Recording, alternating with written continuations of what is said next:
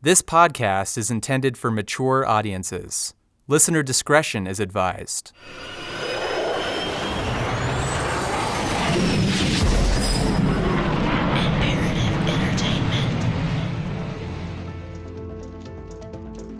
Hey there, and welcome to the Syndicate's first bonus episode, an interview with Special Agent Steve Bratten at the Colorado Department of Revenue. Bratten is a numbers guy, the veteran financial investigator who pieced together the Syndicate's money laundering tactics. He was on the raid at Tree's apartment in October 2014. We ended up finding $750,000 in a two-bedroom apartment, stuffed everywhere. I mean, every drawer, there was money everywhere. It was unbelievable. But for almost 6 months before that, Bratten was hard at work behind the scenes, scrutinizing tax records and following the dark trails of money flowing into and out of the Syndicate's coffers. His analysis supported over a dozen of the criminal charges a grand jury leveled against the Syndicate. In other words, Bratten's financial sleuthing made up a significant part of the state's legal case. But how did he do it?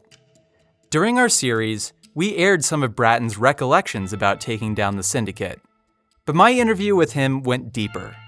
By the time the Syndicate popped up on his radar in 2014, he had spent the better part of a decade devising strategies to map out the financial structures of pot trafficking groups in Colorado. It all informed his role in Operation Golden Gopher and his rise to becoming the state's top financial investigator around marijuana crimes. He says that there was a steep learning curve, though. At the time of Bratten's first case in 2009, he specialized in tax investigations, white-collar crimes. But a friend pushed him in a different direction. Michael Melito, one of the state's up-and-coming prosecutors, the same prosecutor who'd later take point on the Syndicate's case, was looking into a pot smuggling group. Melito asked Bratten if he could dissect the organization's finances. And initially, Bratten remembers feeling reluctant. So it's kind of funny because I didn't want to be involved with any of this. And Mike got me involved with that case. And he's like, hey man, I said, Mike, I don't want to be involved with this marijuana stuff. I said, dude, I do financial tax stuff. I don't want to be involved with all this drug stuff. Uh-huh. He's like, no, man. He goes, this case could be really good. I think you could do some fun stuff financially. And, I think it's a provable thing. And he goes, I really need your help. And I was like, so I reluctantly helped him. And then he drugged me into a couple of other things. And then I've been doing it. That's all I've been doing for the last, whatever it's been, 7, 8 years, 9 years now. That's all I've been doing. Oh, wow. You've exclusively been doing marijuana investigations since then? Uh-huh. Little did you know what that favor was going to mean for you. Yeah. And I think that, I think we made a difference, though. Made a difference because before 2009, when Bratten began honing a number of investigative techniques, he says that a lot of marijuana enforcement in Colorado was haphazard. Understand that probably 90% of or higher of investigations that are done by your local police are cultivation cases where officers would, go to a house or go to a property and, hey, I smell marijuana growing. I look at the electrical records. I go in there, they went in there and take the plants down, and that was your general cases. Right, and electrical records were always a big tip-off. Well, yeah. Yeah. And then the smell or, maybe you do a trash run or something like that and see the marijuana and the, clippings in the trash or plastic bags for packaging in the trash, that kind of stuff. But while local cops might bust one grow in a house basement or sometimes an industrial space, they could miss opportunities to take down larger networks. Because if I go down and knock a couple grows down in a neighborhood somewhere or something like that, they're just going to pop back up someplace else. I mean, was local law enforcement not really connecting things to those levels just because they'd occasionally get a home grow or whatever, and sure, they would get that one person, but do you suspect that in many cases they were missing organizations, they were seeing the tree rather than the forest? 100%. And it's not I wouldn't say it's as a fault to the, to those investigations, those agencies. I don't think that they had the time, the manpower, the resources to be able to do those things. In many cases, it also made sense to bust an illegal marijuana grow as soon as cops detected one, if anything because of the uncertainty of finding more. Unless you have like someone who's intimately involved with the criminal operation that it's like an informant that you're using. So unless you have that, I mean, it's damn near impossible to sit around and just like surveil and wait because you have no idea when it's going to happen. Right, yeah, and even in the case of Golden Gopher, I noticed that there were two people pulled over. I think both of them were in Nebraska. That was Antonio Orfe and Ryan Farrow, and that happened before really all the dots were connected. Right. and you had the multi-agency effort at that point. Yeah, that's right. So trying to basically figure out these organizations for domestic marijuana cases, it's very difficult to see that. And also difficult to use resources for surveillance and eyes on the ground if you don't know what's there. But Melito and Bratten knew there was another way to reveal the size of an illegal marijuana operation: its finances. Bratten says he improvised at the start. His first big marijuana takedown concerned a dispensary called the Silver Lizard. Like the Syndicate, it involved a bunch of close, longtime friends. Which I love the names too. Hippie Lady, Purple Guy, Smirnoff, Lupe, Big Jeremy, Chem Dog, and Toke City. Yeah, it's kind of like, it's almost like, what's that movie I'm thinking of? It has like Reservoir Dogs. Yeah, exactly. That's the movie I'm thinking of. Yeah, it's like a version of Reservoir Dogs. Yeah. So, but in all seriousness, it was a good case. But it was fairly like simple in nature. A guy named Leon Cisneros owned the Silver Lizard. The pot shop had a dedicated following. In fact, the cannabis critic at the publication I used to work for, who went by the alias William Breathes, reviewed the dispensary and noted that he was extremely impressed by the ice water bubble hash. But the thing is, Cisneros only sold some of the Silver Lizard's products over the counter. Back then, there wasn't a lot of regulation. There wasn't a lot of law enforcement. So those dudes were, making more money selling things out the back door or whatever it was than they were through the shops. Mm-hmm.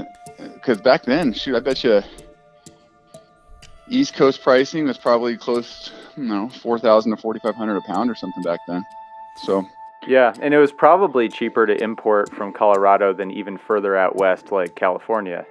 Oh yeah. Colorado, once they opened it up and started allowing people to grow out here, it became California. Not that they didn't have their own distribution stuff, but it was a lot easier for people to hit I-70 and I-25 from here than it was from California for sure. The Silver Lizard guys shipped packages of weed through the United States Postal Service, usually up to 2 pounds, to Massachusetts, Tennessee, and 11 other states. And just like the Syndicate, some of the Silver Lizard's most loyal black market customers were college students. The pot growers ran a lucrative mail-order business, clearing thousands of dollars for every special delivery made by the USPS from Colorado to college towns back east. And Bratten says he knows this because of a strategy he deployed.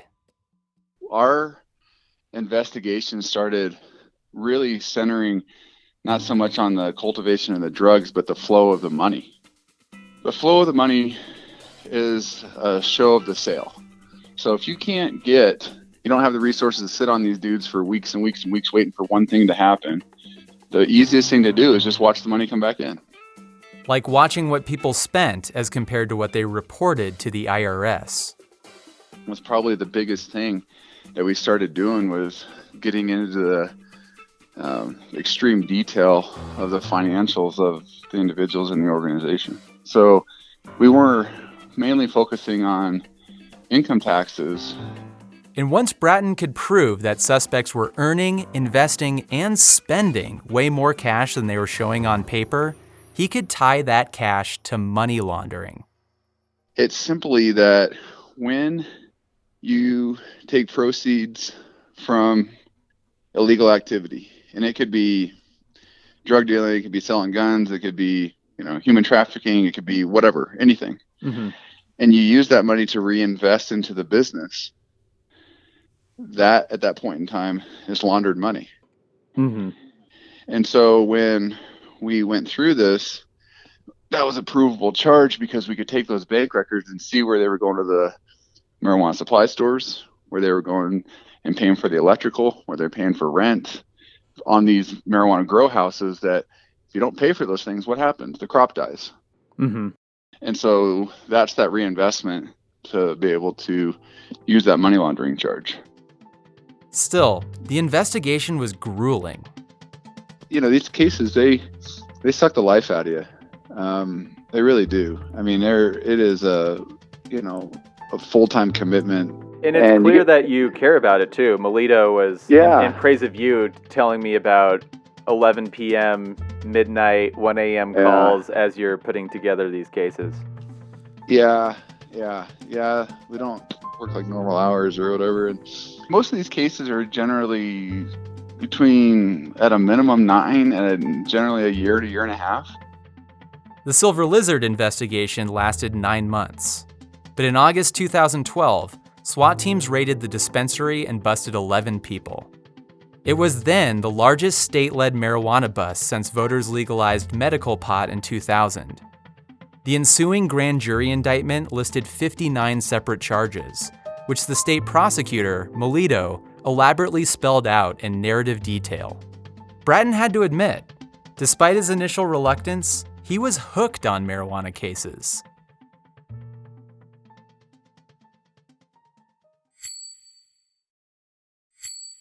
The following year, Bratten and Melito teamed up again, and Bratten added even more investigative tools to his belt. And that was a case with Conley Hoskins was a dispensary owner. He owned, it was called Mary Jane's or something like that. The dispensary was actually called Jane Medicals. I mean, and it was blatant. Like, they had this store right off of Colfax. Mm-hmm. And they had an area in the back that wasn't cambered or anything, and dudes from Texas all day long just coming up and pulling out of that store from the parking lot. It was, I mean, pounds and pounds and pounds going down to Texas. In this case, Bratten found an argument to draw up tax evasion charges. He told me that when Colorado legalized recreational marijuana in 2012, the state added extra fees for pot called excise taxes, similar to the taxes many states make you pay for alcohol or gasoline. So Bratten nailed the pot traffickers for avoiding the new taxes. So the tax evasion cases that we generally started doing once retail happened were all associated with excise tax. Now that makes our cases, from a tax perspective and the Attorney General's office ability to prosecute, a hell of a lot easier. Because now when I look at bank records or, all the various different things that I do, to be able to trace money, as soon as I start seeing cash coming back in, that's evidence of sale, which is then attributed to the excise tax. But more importantly, in what Bratten considers the critical development before he started looking into the syndicate, he and the state's Attorney General's office worked with federal authorities to seize assets from the accused drug traffickers. Working in conjunction with the DEA, who then put us in contact with the U.S. Attorney's Office and specifically their forfeiture section, that is when the cases started becoming full circle, and we truly started dismantling and taking away the organization's ability to operate, was by taking away their financial resources. Cash, properties, bank accounts, cars, all of it is fair game for civil asset forfeiture if investigators can reasonably argue they're tied to drug money. And by having the feds step in and seize property, individuals accused of trafficking, even if they post bail and get out of jail, find themselves without the means of sustaining a large illegal operation. That's exactly what happened with the syndicate, but also what happened when the hammer came down on Jane Medicals in June 2013. A state grand jury returned a 71-count indictment that time. In just 2 years, Bratten, Melito, and their marijuana dream team had moved miles beyond the isolated, piecemeal pot busts that local cops had been carrying out. The strategies have allowed Colorado authorities to map out, then dismantle entire drug trafficking organizations all at once. And it's not perfect. I mean, there's still plenty of organizations that are growing weed and profiting from it, but we did a pretty good job of going after a handful of the organizations that we had evidence of and making a public statement as far as law enforcement now, which is, I think, probably the biggest impact. And I was talking to Chris Schatz about this the other day. The Denver Police Department's lead detective on the Syndicate case. Well, Chris, I said, look at that. Like I said, back in the day, dude, it was like two of us. Seriously. There's nobody. And we couldn't get help. And we didn't have anybody helping us. Like even back when we were doing Tree's case, I said, the best thing we can possibly do is to do these criminal cases and make them public. I said, because if we do these things right, which we did do them right, I said, maybe the local law enforcement in different places will be like, hey, and show them a roadmap, say, here's how you do these things. I was like, maybe we can get people to start doing cases again. Mm-hmm. And so that is what did happen. The other agencies were like, holy crap, what are you guys doing? How are you guys doing that? Bratten felt happy to take their calls and share his tips. I was like, that is the best thing that we could have possibly done, because just like anything else, you can only do so much by yourself. Today, Bratten says that local district attorneys and police departments are modeling what he and Melito devised at the state level. Upon discovering an illegal marijuana grow, if there's suspicion it's part of a large network, hold off. Don't storm one location before seeing if it's tied to something bigger. Sit back, analyze the flow of money, and chart out the operatives to see if you might take down a sophisticated trafficking ring. Bratten learned all those lessons right before the Syndicate came into his crosshairs. So once we had like that full team set up where you had the DEA and their federal resources, the U.S. Attorney's Office doing the forfeiture part, the local Denver PD with their surveillance and their street level stuff that they're so good at, and then my abilities to do the money part of it, it was like a full team. You know, you had offense, defense, special teams. I'm a football guy, so you had all parts of it. You had coaching, you had everything. Yeah, that's like your dream team. Yeah, it's team, man. I mean, the kicker's as important as the quarterback. So Bratten doesn't anticipate the team leaving the field anytime soon. So long as there's a marijuana black market, he'll have his work cut out for him. As he knows better than anyone, there is a shit ton of money in this stuff. There ain't no doubt about that. A shit ton. That was Special Agent Steve Bratten at the Colorado Department of Revenue. And this was the first bonus episode of The Syndicate. We've got at least one more coming to your feed soon, so stay tuned. In the meantime, for more about The Syndicate, you can check out our website at thesyndicatepodcast.com. The Syndicate is a co-production of Foxopus Inc. and Imperative Entertainment. Executive producer is Jason Hoke. Produced and edited by Laura Krantz and Scott Carney. The Syndicate is scored and mixed by Louis Weeks. I'm your host and creator, Chris Walker. And please leave us a review wherever you get your podcasts. It really helps more people find out about our show.